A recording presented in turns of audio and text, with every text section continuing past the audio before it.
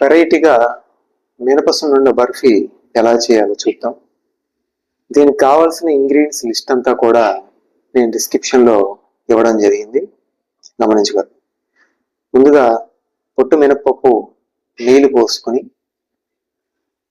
కడుక్కోవాలి. అలా కడుక్కుని దాని బాణల్లో వేసి దోరగా వేయించుకోవాలి.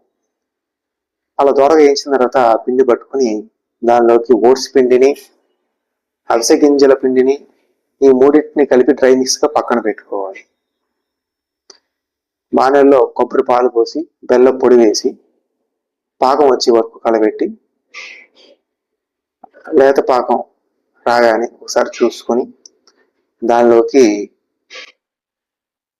పీనట్ బటర్ని యాడ్ చేసి అది సువాసన వచ్చేంత వరకు మనం వేపుకోవాలి.